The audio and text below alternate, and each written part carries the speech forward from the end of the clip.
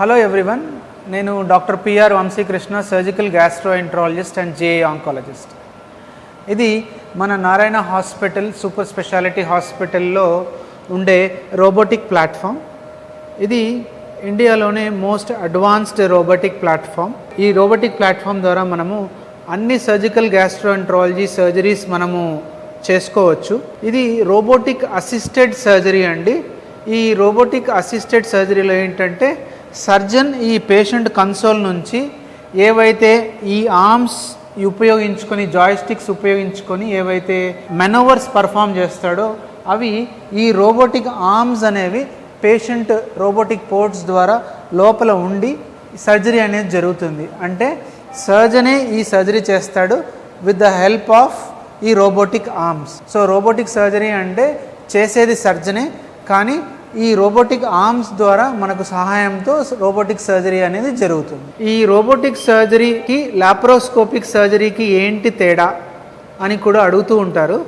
Robotic surgery అనేది laparoscopic surgery కంటే ఎక్కువ ప్రిసైజ్గా ఉంటుంది. అంటే ఎక్కువ మనకు జాగ్రత్తగా చేసే అవకాశం ఉంటుంది. ఎందుకు అంటే మనకు రోబోటిక్ సర్జరీ దీని ద్వారా మనకు ఏదైతే సర్జన్ చూసి చేస్తాడో ఆ విజన్ అనేది 25 టైమ్స్ మ్యాగ్నిఫికేషన్లో ఉంటుంది.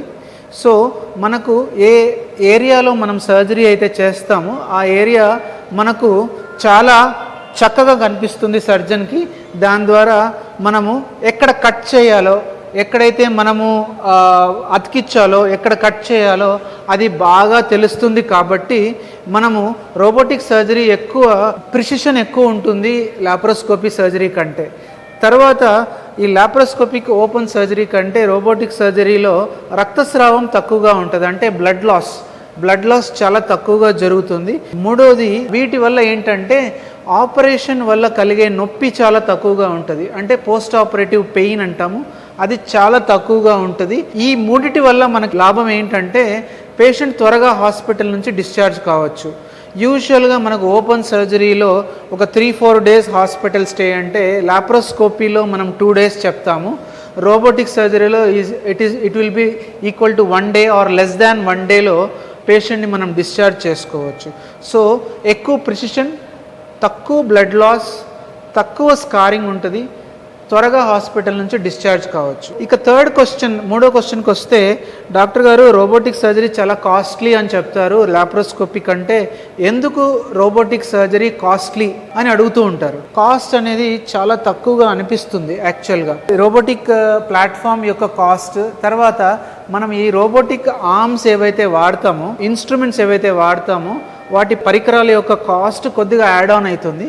అది యూజువల్గా మనం లాప్రోస్కోపిక్ సర్జరీ కంటే ఒక 30,000 to 50,000 ఎక్స్ట్రా ఉంటుంది. రోబోటిక్ సర్జరీ వల్ల ఎక్కువ కాస్ట్తో మనం రోబోటిక్ సర్జరీ చేసుకోవడం వల్ల ఏదైనా లాభం ఉంటుందా అంటే నన్ను అడిగితే డెఫినెట్గా లాప్రోస్కోపీ కంటే రోబోటిక్ సర్జరీ వల్ల కొన్ని సర్జరీస్లో చాలా ఎక్కువ లాభంగా ఉంటుంది.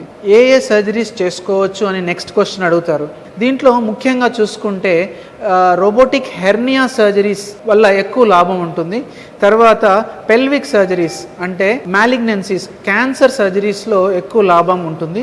తర్వాత ఫండోప్లైకేషన్ అనే సర్జరీ ఉంటుంది, అది మనము GERDలో చేస్తాము.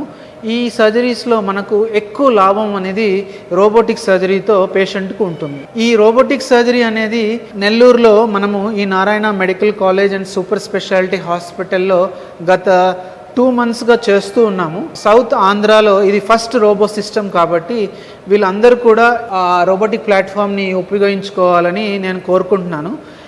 We have a toll free number also. So you can call, అంటే మీరు కాల్ చేసి ఆ నంబర్కి, మనము ఈ కింద డిస్ప్లే చేసిన నంబర్కి మీరు కాల్ చేసి ఎంక్వైరీ చేసుకోవచ్చు.